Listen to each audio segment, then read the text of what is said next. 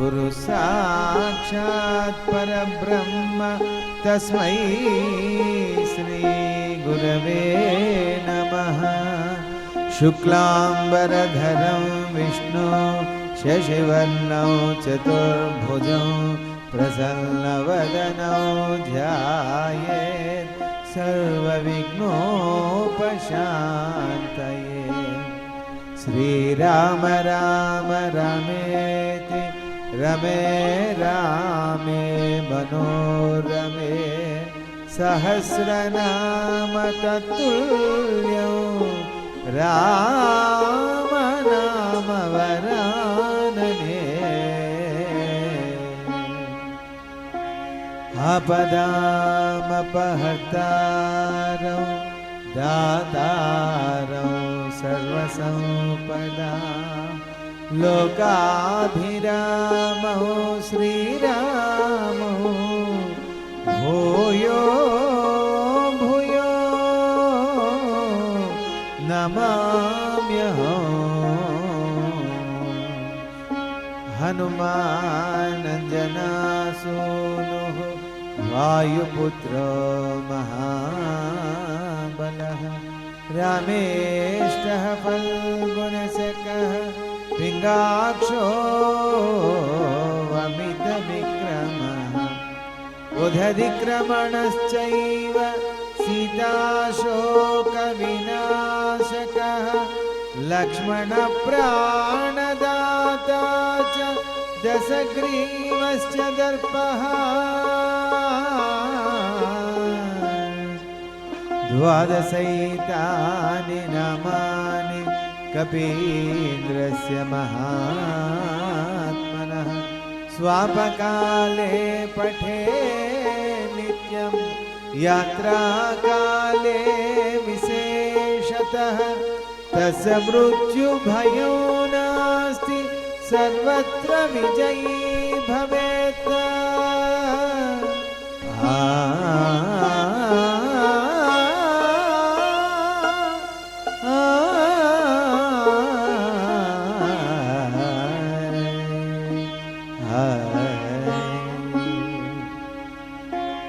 यत्र यत्र रघुनाथकीर्तनं तत्र तत्र कृतमस्तकाञ्जलिं बाष्पवारि परिपूर्णलोचनौ मारुतिं नमत राक्षसान्तकौ।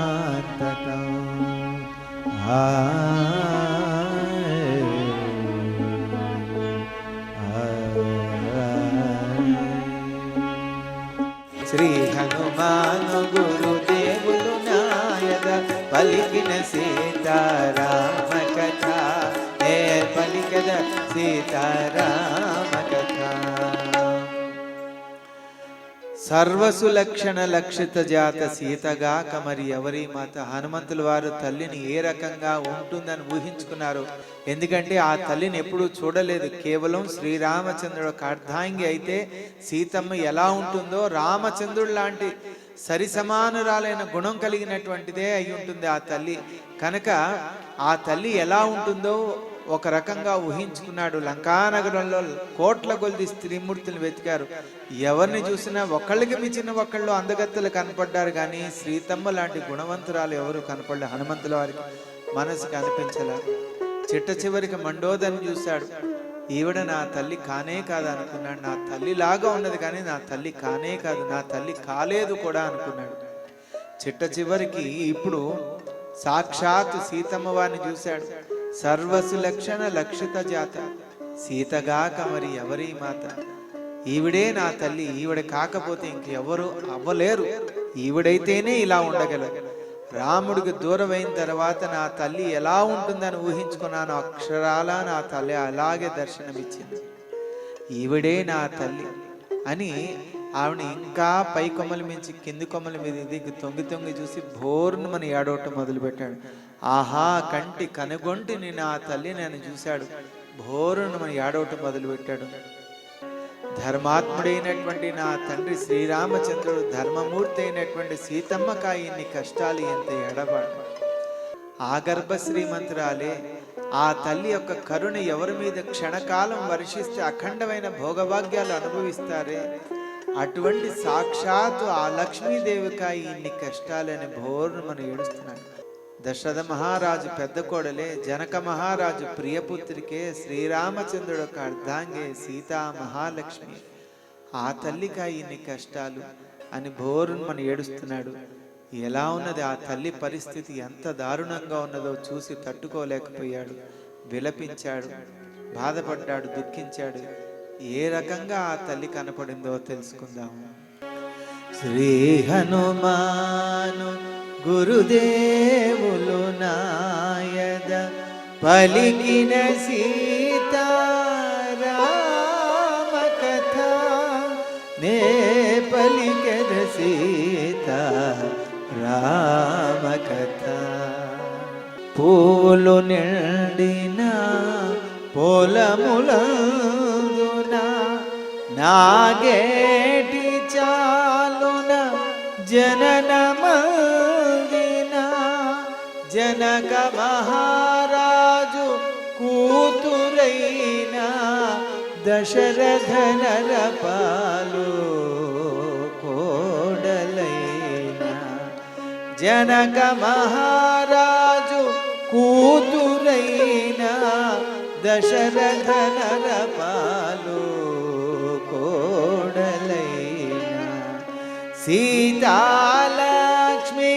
కాదు సమానము త్రైలోక్య రాజ్య లక్ష్మీ సహితము, సీతాలక్ష్మికి కాదు సమానము త్రైలోక్య రాజ్య లక్ష్మీ సహితము, అంతటి మాతకా కానికాలమని, అంతటి మాతకా కానికాలమని మారుతి వగచే సీతను కనుగొని, శ్రీ హనుమాను గురుదేవులు నాయద పలికిన సీతారామ కథ, నే పలికద సీతారామ కథ. సీతాలక్ష్మికి కాదు సమానం త్రైలోక్య రాజ్య లక్ష్మీ సహితం, మూడు లోకాలని ఆనందింపజేసి అనుగ్రహించి ఐశ్వర్యాన్ని ప్రసాదించే నా తల్లికా ఇన్ని కష్టాలు. అంతేకాకుండా ఏ మరిది గారి పేరు చెప్తే శత్రువుల యొక్క వెన్నులో వణుకు పుడుతుందో, అసలు శత్రువులే లేని శ్రీరామచంద్రుడికి ఎక్కడిది ఈ శత్రుత్వం, నా తల్లికి ఎక్కడివి ఈ కష్టాలని భోరును మనం ఏడుస్తున్నాడు. శత్రువుల సహితం క్షమించి వదిలిపెట్టే గుణసంపన్నుడు నా రాముడే, ఎక్కడిది ఈ శత్రుత్వం, కాలం ఇంత బలీనంగా నా తల్లిని నా తండ్రిని హింసిస్తుందా అని భోరును మనం ఏడుస్తున్నాడు. ఏమనుకుంటున్నాడంటే, శత్రుతాపకరుడు మహాశూరుడు సౌమిత్రికి పూజురాలైన, శత్రుతాపకరుడు మహాశూరుడు సౌమిత్రికి పూజురాలైన, ఆశ్రిత జన సంరక్షకుడైన శ్రీ రఘురాముని ప్రియ సతి అయిన, ఆశ్రిత జన సంరక్షకుడైన శ్రీ రఘురాముని ప్రియ సతి అయిన, పతి సన్నిధియే సుఖమనియల్చి 14 వనమునకేగిన, పతి సన్నిధియే సుఖమనియల్చి 14 వనమునకేగిన, అంతటి మాతకా కానికాలమని, అంతటి మాతకా కానికాలమని మారుతి వగచే సీతను కనుగొని, శ్రీ హనుమాను గురుదేవులు నాయద పలికిన సీతారామ కథ నే పలికద సీతారామ కథ.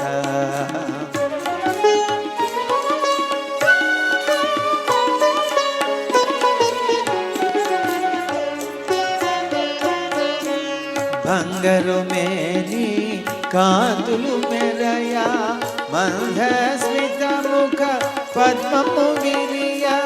బంగారు మేని కాంతులు మెరయా మందస్మిత ముఖ పద్మము విరియా.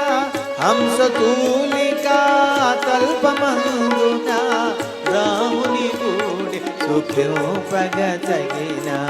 హంసతూలికా తల్పమందున రాముని గూడి సుఖింపగతగిన. పురుషోత్తముని పావన చరితుని శ్రీ రఘురాముని ప్రియ సఖి అయిన. పురుషోత్తముని పావన చరితుని శ్రీ రఘురాముని ప్రియ సఖి అయిన. అంతటి మాతగా కానికాలమని అంతటి మాతగా కానికాలమని మోరుతి బగ చేసి తను కనుగొని శ్రీ హనుమాను గురుదేవులు నాయద పలికిన సీతారామ కథ నే పలికన సీతారామ కథ. బంగారు మేని కాంతులు మెరియ మందస్మిత ముఖ పద్మము విరియ. సామాన్యురాల సీతమ్మ ఆవిడ సౌందర్యం మామూలు సౌందర్యం, బాహ్య సౌందర్యం ఎంత గొప్పదో అంతర్గత సౌందర్యం ఇంకా గొప్పది. ఆచరణ సౌందర్యం చెప్పనే చెప్పక్కలేదు. ఆవిడికి సాటి ఎవరూ రారు. అట్లాంటి ధర్మాత్మురాలైనటువంటి ఆ తల్లిని చూశాడు, బోరును మన ఏడ్చాడు. బంగారపు పాత్రలో భుజించవలసినటువంటి తల్లి, బంగారపు పట్టు పాన్పుల మీద శయనించవలసినటువంటి నా తల్లి ఇవాళ అన్నిటికీ దూరం అయిపోయింది, ఒంటరి పాలైపోయింది, ఏకాకి అయిపోయింది. భయంకరమైన రాక్షసుల చేత చిక్కింది, కృంగి కృషించింది, దుఃఖ సాగరంలో కూరుకుపోయింది. మాసిపోయిన బట్టల్లో రామ రామ రామ రామ అని దిగులు చెందుతూ రోధిస్తోంది. ఈ కష్టాలు ఎవరికి రాకూడదు కదా. పురుషోత్తముని పావన చరితుని శ్రీ రఘురాముని ప్రియసతి అని. అందుకనే మనం జీవితంలో ఎప్పుడు కూడా చాలా జాగ్రత్తగా ఉండాలి. హనుమంతుల వారు అక్కడ అడుగు పెట్టేటప్పుడు 10 నెలల నుంచి పడిన కష్టాలన్నీ క్షణాల్లో తొలగినాయి. కష్టపెట్టేటటువంటి రావణాసుడికి భయంకరమైన కష్టాలు మొదలవుతున్నాయి. ప్రతిరోజులాగా రావణాసుడు ఎంతో ఘనంగా మంగళ ధ్వనులతోటి లేచాడు, కాలకృత్యాలు ముగించుకున్నాడు, శివార్చన చేశాడు, సరాసరి అశోకవనానికి వచ్చాడు. కామాంధుడే నోటికి వచ్చిందల్లా మాట్లాడు. జీవితంలో మనం ఎంత స్థితిలో ఉన్నా మూడే మనం కాపాడుతుంటే, ఒకటి మన క్రమశిక్షణ, మన ఆలోచన వ్యవహారం, రెండోది మన పద్ధతి, మూడోది మన మాట. ఈ మూడే మనకి శ్రీరామ రక్షణ. కనుక కాలం కలిసి రానంతసేపు మౌనమే ఆభరణం, మౌనమే ఆయుధం. రావణాసుడు మాట్లాడుతున్నాడు, హనుమంతుల వారు మాట్లాడుతున్నారు, సీతమ్మ వారు మాట్లాడుతున్నారు, రాక్షసులు మాట్లాడుతున్నారు. ఈ మాటలు మనకి ఇవాళ నుంచి కనబడితే మాట యొక్క విలువ ఎంత గొప్పదో. మాట శత్రుత్వాన్ని పెంచుతుంది, మాట శత్రువులను కూడా మార్చేస్తుంది. మాట శత్రువులకి హితబోధ చెప్తుంది, వినకపోతే కనుక నాశనం వైపు ఆ మాటే శాసనంగా మారుతుంది. ఇంకా రావణాసుడు యొక్క మేల్కొల్పులు మొదలయ్యాయి. మేల్కొన్నాడు, కాలకృత్యాలు తీసుకుని బయలుదేరి వస్తున్నాడు. ఏ రకంగా వస్తున్నాడో తెలుసుకుందాం. శ్రీ హనుమాను గురుదేవులు నాయద పలికిన సీతారామ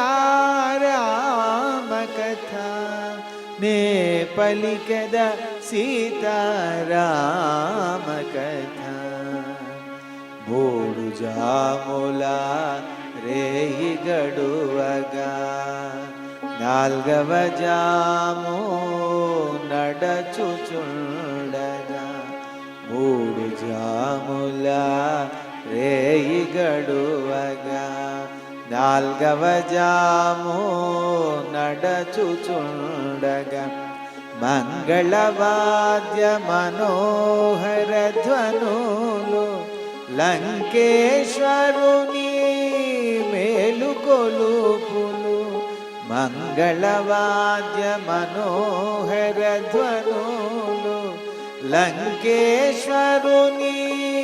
మేలుకొలుపులు క్రతువులు నచ్చు షడల్గ వేద విదుల స్వరయుత శబ్ద తరంగ ఘోషలు క్రతువులు నచ్చు షడల్గ వేద విదుల స్వరయుత శబ్ద తరంగ ఘోషలు శోభిల్లు శుభ శాఖలందున శోభిల్లు శుభ శాఖలందున మారుతి కూర్చొని ఆలకించెను శ్రీ హనుమాను గురుదేవులు నాయక పలికిన సీతారామ కథ నే పలికద సీతారామ కథ.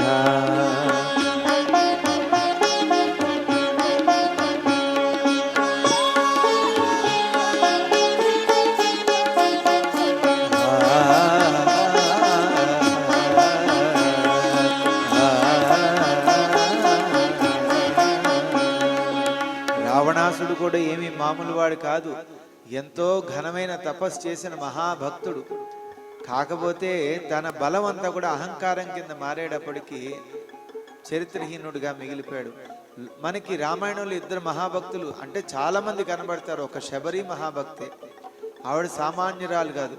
అలాగే హనుమంతుల వారు తపోనిష్ఠాపరుడు, ఋష్యశృంగుల వారు, వశిష్ఠుల వారు, విశ్వామిత్రుల వారు, వీళ్ళందరూ కనబడతారు రామాయణంలో. కానీ ప్రధానంగా మనకి ఇద్దరు కనబడతారు. ఒకళ్ళు హనుమంతుల వారు, ఒకళ్ళు ఈశ్వరుడు. లోకంలో ఉన్నటువంటి శ్రీరామచంద్రుని అంతా తన హృదయాల్లో బంధించుకుని నిరంతరం తన హృదయంలోనే ఆలయాన్ని కట్టుకుని రాముడిని పూజించి భక్తికి ఒక గుణంగా, భక్తికి ఒక రూపంగా కనబడినటువంటి వాడు హనుమంతుల వారు. అందుకే ఆయన గుండెలు చీల్చి లోకానికి నా హృదయంలోనే సీతారాములు ఉన్నారని చూపించగలిగాడు. అలాగే రావణాసుడు కూడా శివుడి యొక్క పరమ భక్తుడు, తన పేగులను తెంచి పరమేశ్వరుని మెప్పించినటువంటి వాడు. కాకపోతే ఈయన భక్తి, హనుమంతుల వారి భక్తి శరణాగతిని పొందింది, తాను ఒక భగవంతుడిగా మారిపోయాడు. రావణాసుడి యొక్క భక్తి అహంకారానికి పొందింది, రూపాన్ని కలిగించుకుంది, చరిత్రహీనుడిగా మారిపోయాడు. శక్తి అన్నది మనం ఎలా వినియోగిస్తే మనకి అంత ఉపయోగకరంగా ఉంది. తప్పుడుగా మార్చామా ప్రమాదం. అదే మరి పరమాత్ముడికి సమర్పణ చేశామా అది ఒక గొప్ప కాంతితోటి మన ఎప్పుడు కాపాడుతూ ఉంటుంది. ఇంకా రావణాసుడు అన్నెన్ని పొందాడు, అన్నెన్ని యుద్ధాలు చేశాడంటే సామాన్యుడు కాదు, వీరాది వీరుడు. ముల్లోకాలన్నీ రావణాసుడు పేరు చెప్తే బెదిరిపోవాల్సిందే. అట్లాంటి రావణాసుడు యొక్క మేల్కొల్పులు మామూలుగా ఉంటే, లేచిన తర్వాత కూడా అంత క్రమబద్ధంగా లేచాడు, కాలకృత్యాలు ముగించుకున్నాడు. కాకపోతే ఆశ మితిమీరితే ఎంత ప్రమాదకరమో అదే పరిస్థితుల్లో రావణాసుడు మాయ కమ్మిన తర్వాత లోకం కనబడదు. తన పతనాన్ని తానే రచించుకున్నట్టు రావణాసుడు తన పతనాన్ని తానే రచించుకున్నాడు. అమ్మవారి జోలికి వెళ్ళాడు, సర్వనాశనం పొందాడు. మితిమీరిన ఆశ ఎంత ప్రమాదకరమో రావణాసుడు చూస్తే మనకు తెలుస్తుందని తెలియజేస్తూ, ఇంకా రావణాసుడు వస్తున్నాడు. ఎలా వస్తున్నాడు? చాలా గంభీరంగా వస్తున్నాడు. ఆయన బయలుదేరుతుంటే మొత్తం పరివారం అంతా కదలాల్సిందే, మామూలు వాడు కాదు కదా.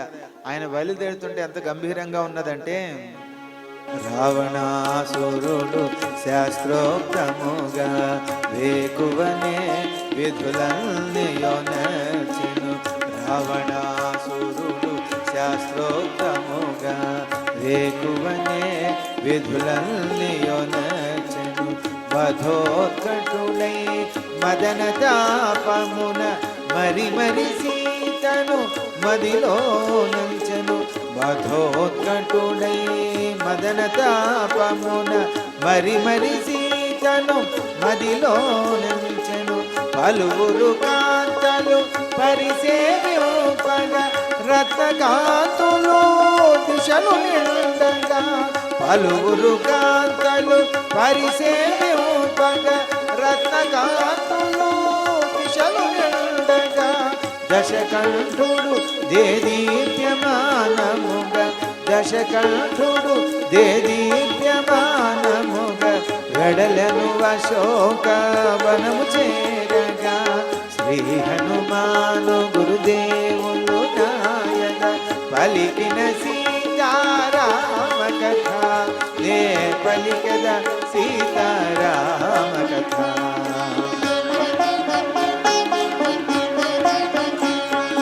సాగా పాగ పదద పప గగరిద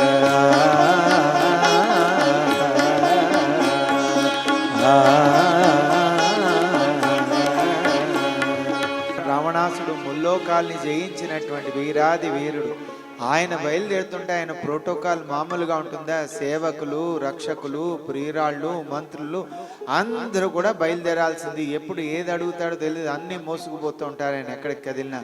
ఆ రకంగా ఎంతో ఆర్భాటంగా ఆ తెల్లవారుజామున అశోకవనానికి వస్తుంటే హనుమంతుల వారికి కూడా ఆశ్చర్యం కలుగుతుంది. వచ్చేటటువంటి వాడు ఖచ్చితంగా రావణాసుడే అయి ఉంటాడు, అందుకని ఇంత పరివారం అంతా కదులుతోందని. ఎలా వస్తున్నాడు?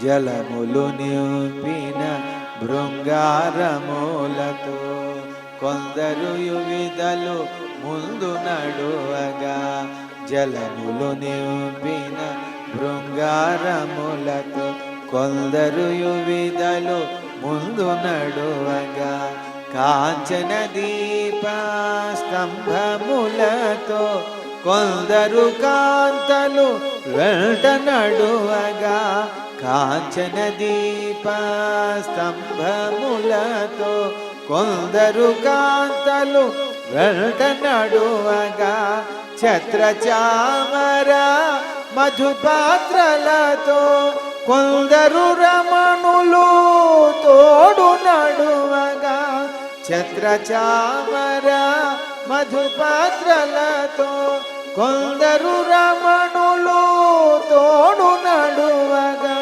దశకంఠుడు దేదీప్యమానముగా, దశకంఠుడు దేదీప్యమానముగా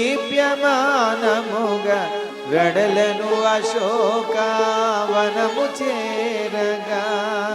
ఆయన వస్తుంటే ఎలా ఉన్నదంటే, రాత్రిపూట మెరుపు మెరుస్తే ఎలా ఉంటుందో ఆ మెరుపు తీగలాగా కాంతిమయమై ఆయన తేజస్సు వాళ్ళందరి మీద పడుతూ, ఆ ధ్వని వస్తే ఎలా ఉంటుంది, ఆయన నడుస్తుంటే అలాగా ఒక పిడుగు పడినట్టు అంత ధ్వనివంతంగా ఆయన అంత గంభీరంగా వస్తున్నాడంట. హనుమంతుల వారు గమనిస్తున్నారు, ఓహో రావణాసుడు వస్తున్నాడు అనుకుంటా, అందుకే ఇంత గంభీరంగా ఉన్నది, పరివారంతో ఇంత గంభీరంగా వస్తున్నాడు, ఇంత ఊరేగింపుతో వస్తున్నాడు అనుకుంటున్నాడు. ఎలా ఉన్నది రేపు జరగబోయే కథాగణంలో తెలుసుకుందాం.